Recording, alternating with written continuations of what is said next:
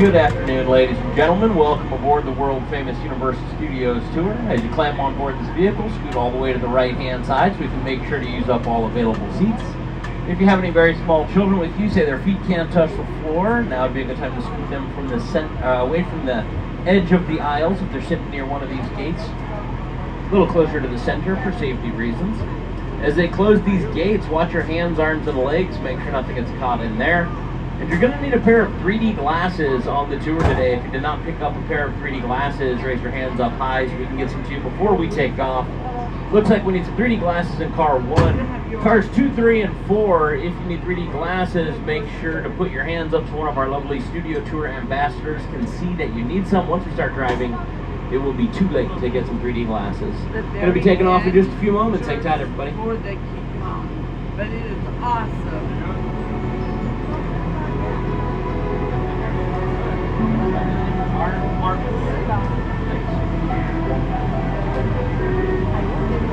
That is the Jurassic Park ride That's for certain. Jurassic Park ride doesn't jerk, it drops.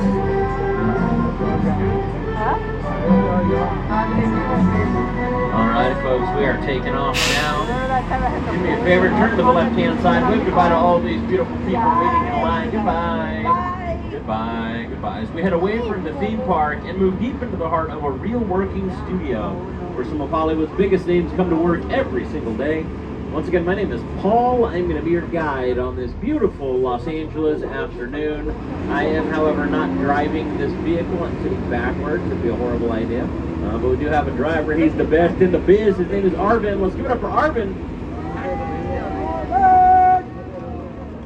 Sort of a strange kind of round of applause from car 1 for you there, Arvin. Thanks for driving. We've also got a co-host on today's tour. You may recognize him as the host of NBC's That's My Jam, as well as the Tonight Show starring Jimmy Fallon. It is, of course, Mr. Jimmy Fallon. You made it! Welcome to the Universal Studio Tour. I'm Jimmy Fallon. I'll be making sure you get through this experience in one piece. You've got the very best guide, Paul. and the greatest driver. Arvin. They're the best. I love them. Even though Arvin. both be $5. I know you guys are excited to get on the tour, but first, a few safety rules. That is right. We do have a few safety rules to go over real quick. First and foremost, if you have any emergencies of any kind, medical emergency, drop anything over the side of the tram, audio or visual problems, reach up, pull the red cord running down the center of the tram ceiling. I'll be back to assist you as soon as it's safe to do so. Though a note about dropped items, there are several areas on this tour where I cannot get off the vehicle. If you happen to drop your item in any of those areas, I'm not going to get it back until the end of the night, so just make sure to hang tight onto everything you have. Remain seated for the entire tour, keeping your hands and feet inside the vehicle at all times. We're so serious about that one, we're going to remind you of it about 4 more times throughout the tour, accompanied by this graphic. Just do us all a favor, stay seated the entire time so that we're not having to stop and reprimand anyone individually for doing that. There's going to be a lot of movement on this vehicle today. There's going to be some fire effects. There's also going to be several water effects. Tons of great photo opportunities over the next hour or so. To keep an eye on those cameras to make sure they stay dry. No smoking of any kind on the tour today. That includes vape pens. Finally, for your safety and those around you, no use of selfie sticks are permitted while on board this vehicle. Alright, that does it for the safety rules. Now we are starting the tour. Off to the right-hand side, you're going to start to see some movie posters representing just a few of the thousands of movies that have been here over the years. Keep looking off to the right-hand side. First thing you're going to see on this tour, this white building here, is our fire station. Fire Station 51. These are real emergency vehicles right here. Those are not picture cars. That's not a set that we use for filming. We function like our own little city here at Universal. We've also got our own sheriff's office, gas station, EMT, post office, restaurants, hospital wing. Really, the only thing we don't have that an actual city has as its function is a population. We don't have a single person that actually lives here. But in the place of residential complexes, like houses, apartments, condos, things like that, we have something that a real city does not have. We have sound stages. We have a whole town of sound stages we're going to be driving through on the front lot. The first sound stage you're going to see on this tour is straight ahead of us. In just a moment, it'll be off to the left as we move around. It's sound stage number 12. It's our oldest sound stage on the front lot. At one point, it was our largest as well. Some of the biggest sets ever created have been right inside this building, just off to the left.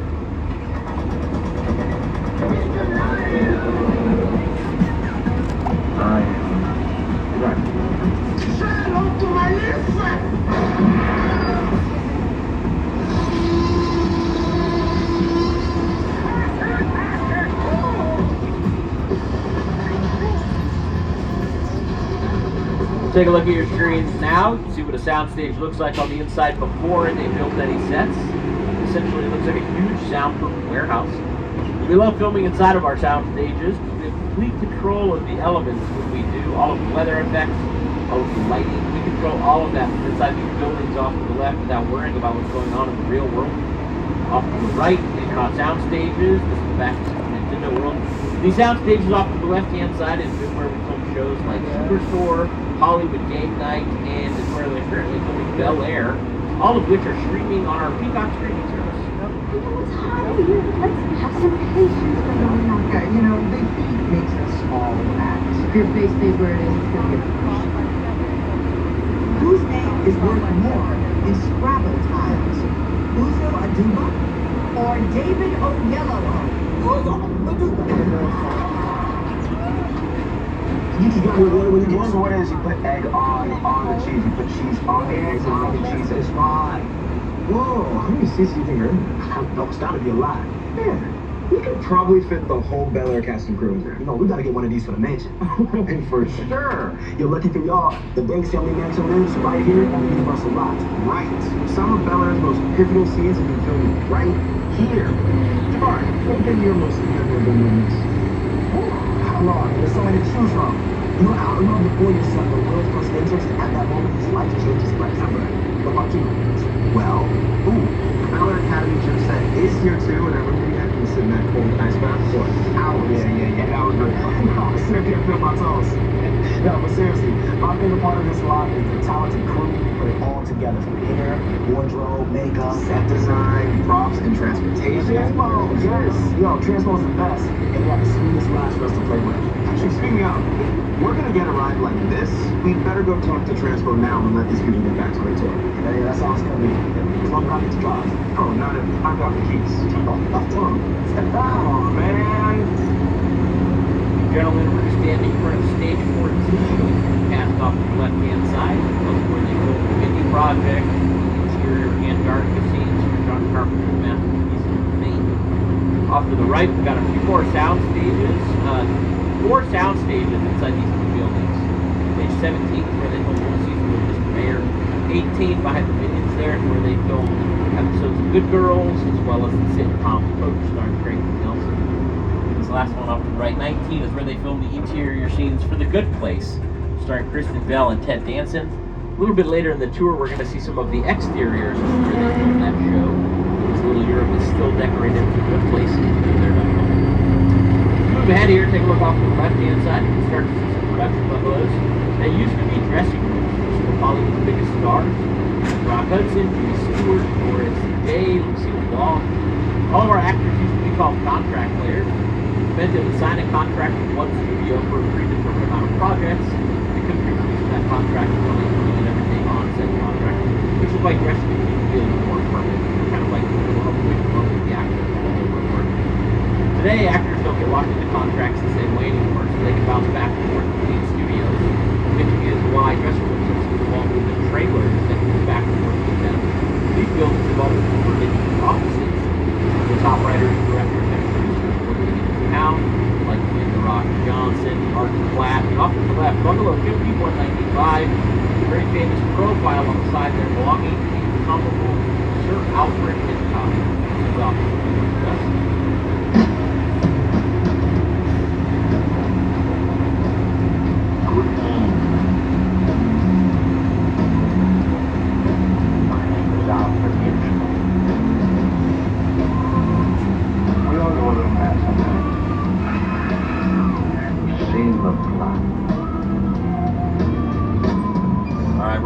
Front lot behind, as well as our sound stages, but we do have a couple more sound stages just off to the left-hand side. These are 2 of our newer sound stages, where they currently film Lopez versus Lopez.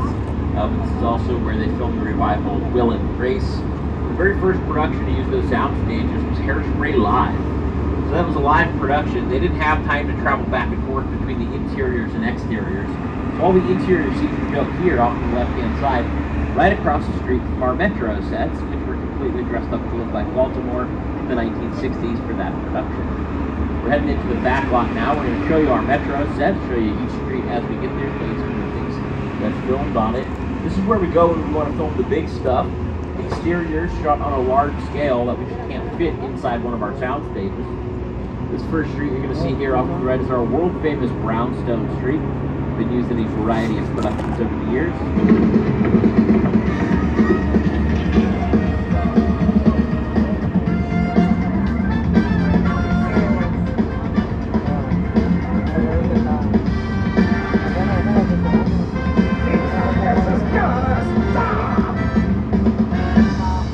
And we're going to leave Brownstone Street behind and enter Courthouse Square, where it's more likely to recognize it.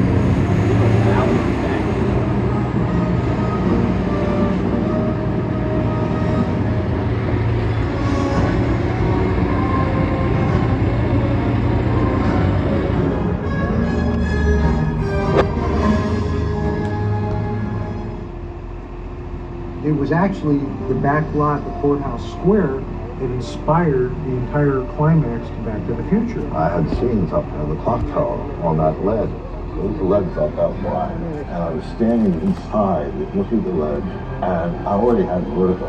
I just thought there's no way in the world, no way I would stand on that. I was up there for quite a while. Of course, I had a cable.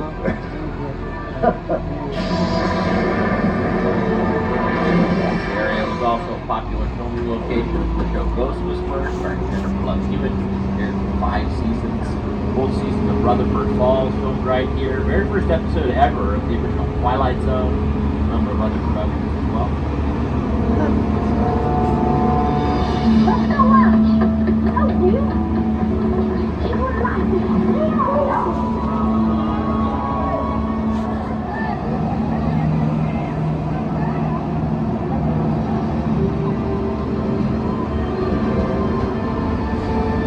Now turning down New York Street, probably our most popular filming location on the entire backlot.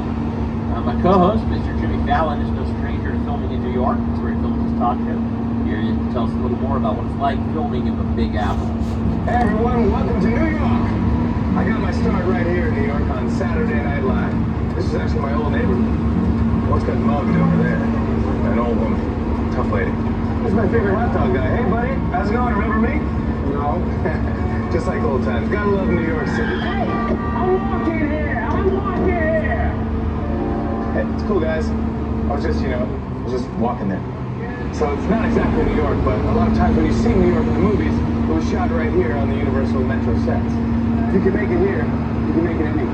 Even if you make it here on the Universal lot.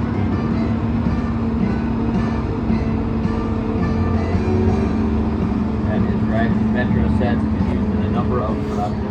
New York Street has been used in episodes of Seinfeld, How I Met Your Mother. It's been Los Angeles in Michael Bay's Transformers, Boston in Public Enemies.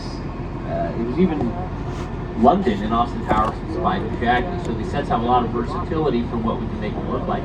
They were also Chicago in the Blues Brothers. When the Pinto fell, and you saw it land and make this big hole in the street, that was on the back lot. We dropped it from a crane.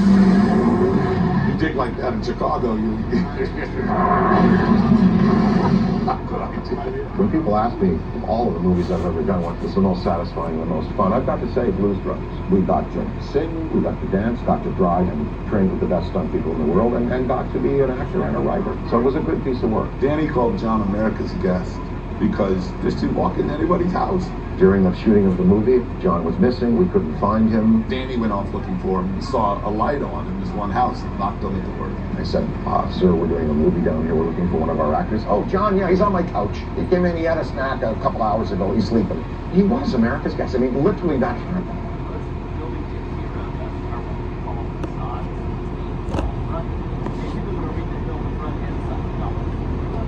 Awesome, started that while unmuted. Most of the buildings that you see around us are what we call facades, which are false fronts, basically just the front and sides of the building. We build just enough for the cameras to see, and when you watch the movie or TV show later on, your imagination just naturally fills in the rest because you know what a building looks like.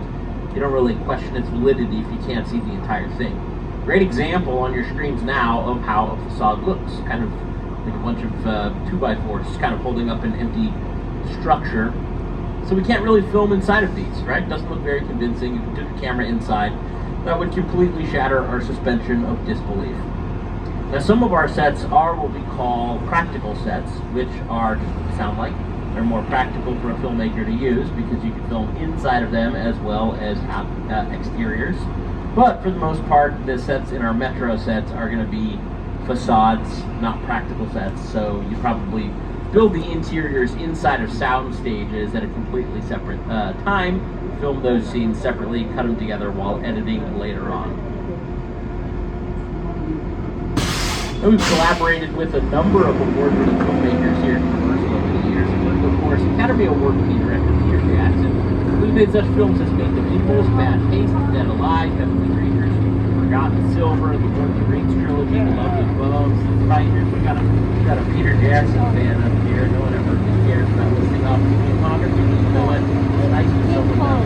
The Beatles Get Back, They Shall Not Grow Old, The Hobbit trilogy, and of course, 2005